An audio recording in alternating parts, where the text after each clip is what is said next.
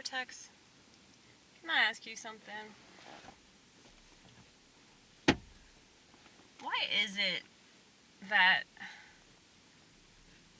you're not allowed to be sad? People frantically try to change your state of mind because they can't handle you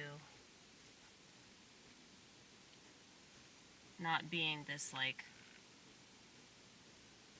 obnoxiously positive person that's always uplifted. I mean, I'm not saying that I'm never that way, but if I am that way, it's because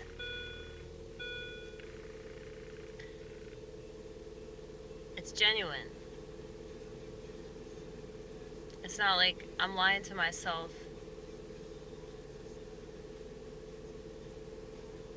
trying to keep my mindset in a specific little quadrant, because if I get out of it, I'm gonna freak out and have some sort of existential crisis, So it's like if I'm sad, that requires an explanation, whereas happiness doesn't require an explanation at all. People don't ask you why you're happy. People don't ask you why you're in such a good mood. But I don't know. I just think it's like a societal problem that people assume that they're supposed to be happy all the time, and they put this pressure on themselves and they put this pressure on other people. And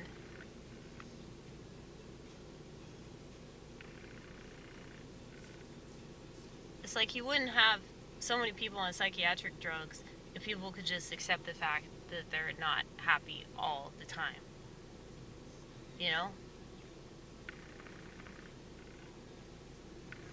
But I realize that my take on this is very unconventional. Because it's almost as if I'm just wallowing or something. That's always what I got accused of by the very same people that agree with psychiatric medication, So it's in a way, if you acknowledge your emotions and you acknowledge that, you're having a difficult time, but you're not whining about it, it just is what it is. It's that's really the most controversial thing you can do.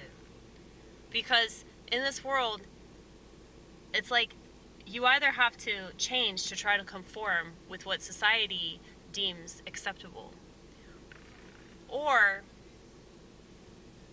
you're just feeling sorry for yourself. And I've definitely felt sorry for myself before. But I always wanted to understand why I felt the way that I did, rather than just assume that it was bad or it was wrong. And because of that, I have chosen a life of isolation, apparently. It was just totally fine with me, because I would rather be isolated than fit in with a bunch of droids,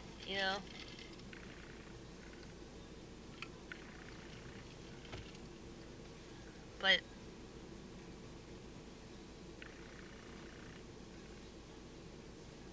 it's definitely out there.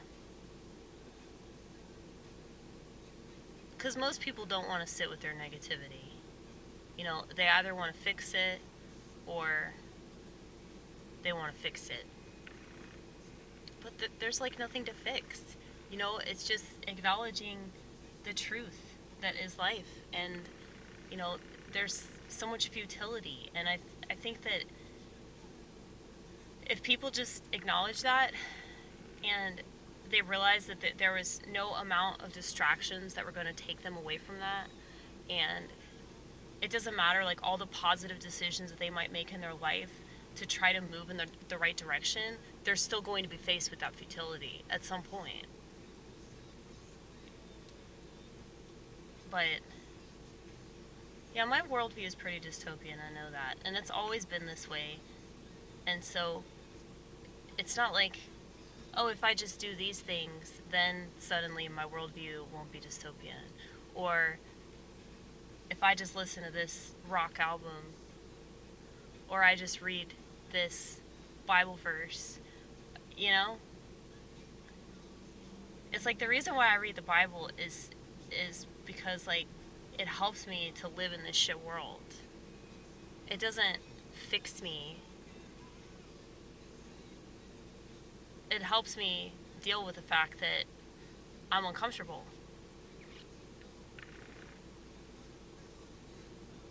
And it provides me a much deeper understanding as to why that is. But you know, I have to be very careful who I explain this to, because you know, if you try to explain things to a sheep, they're just gonna assume that you know, should be committed or something. You know, they'll say things like, "I feel sorry for you, Amy." Why?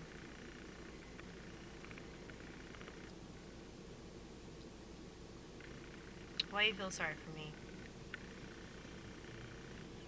Because I'm not lying to myself all the time?